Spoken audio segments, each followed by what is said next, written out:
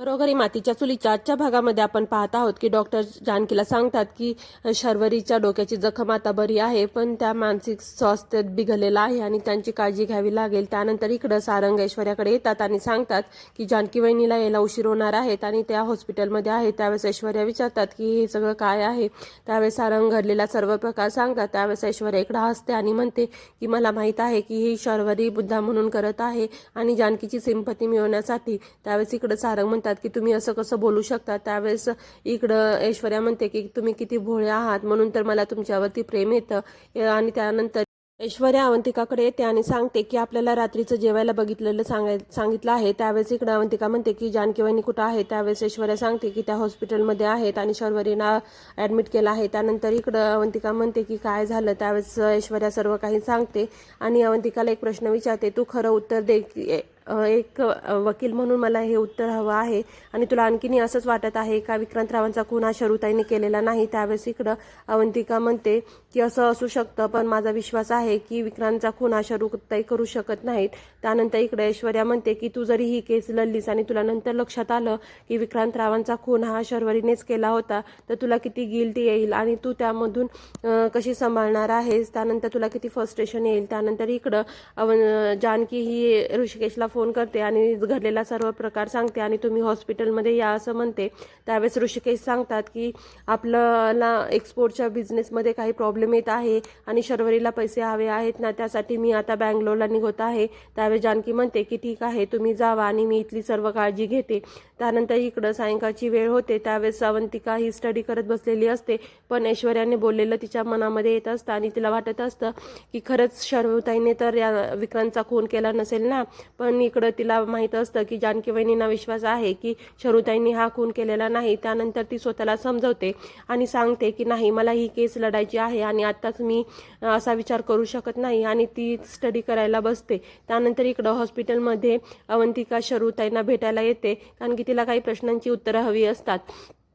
त्यानंतर इकडं ती विचारते की तुमची तब्येत कशी आहे. त्यावेळेस शरू म्हणते की माझाच भाऊ माझी केस लढत नाही आहे आणि तुम्ही मला का वाचवलं आणि मला मरू द्यायचं होतं. त्यावेळेस इकडं अवंतिका म्हणते की तुम्ही असं धीर हरू नका आणि मी तुमची केस लढणार आहे. त्यावेळेस इकडं शरूताई म्हणतात की तुमच्या दोघीबद्दल मी किती कटकारस्थानं वगैरे केलं आणि तरी तुम्ही मला मदत करत आहात. त्यानंतर इकडं अवंतिका शरूताईंना विचारते की तुम्हाला कोणावरती संशय आहे का. त्यावेळेस ती म्हणते की कोणावरच नाही आणि त्यानंतर त्यांची वेळ भेटायची झालेली असते आणि त्यांना तिथून निघून जायला.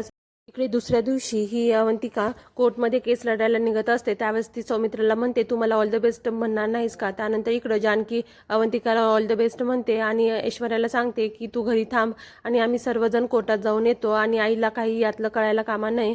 त्यानंतर ऐश्वर्या म्हणते की ठीक आहे, मी आईची काळजी घेते. त्यानंतर सर्वजण कोर्टामध्ये येतात. त्यावेळेस इकडं मिस देसाई या पब्लिक कॉन्स्टिट्यूशन असतात. त्यानंतर इकडं सौमित्र म्हणतो की यांच्यासमोर ही केस लढणं म्हणजे खूप कठीण आहे. त्यानंतर इथं हिअरिंग सुरू होते आणि ते सांगतात की ही सरळ सरळ ओपन अँड शट केस आहे आणि शर्वरीनेच विक्रांतरावांचा खून केलेला आहे, कारण की त्यांच्या विरोधात सर्व पुरावे आहेत. त्यानंतर इकडं देसाई या जानकीला प्रश्न विचारण्यासाठी कटघऱ्यामध्ये बोलवतात. त्यावेळेस त्या विचारतात की विक्रांतराव आणि शरुताईंचं नातं हे कसं होतं आणि त्यांच्यामध्ये काय संबंध होते. त्यावेळेस इकडं जानकी सांगते की हो, त्यांच्यामध्ये मतभेद वगैरे होते, पण असं काहीच नव्हतं. त्यावेळेस इकडं देसाई म्हणतात की तुम्हाला माहीत असेल की अगोदरही त्यांनी एका मुलीला रस्त्यामध्ये मारलं होतं, तसेच त्यांना खूप वर्ष मूल होत नव्हतं, त्यामुळं ते खोटं पोट घेऊन वावरत होते आणि त्यांचा विषय हा डिवोर्सपर्यंत गेला होता. त्यावेळेस इकडं जानकी म्हणते की हो, पण हे सगळं खरं नाही आहे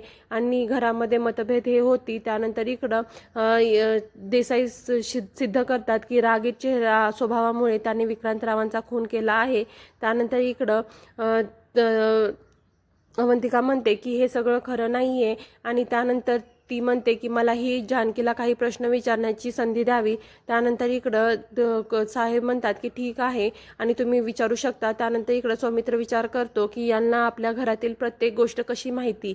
त्यानंतर इकडं अवंतिका जानकीला प्रश्न विचारते की तुम्ही म्हणलात की त्यांच्यामध्ये संबंध हा ठीक नव्हता.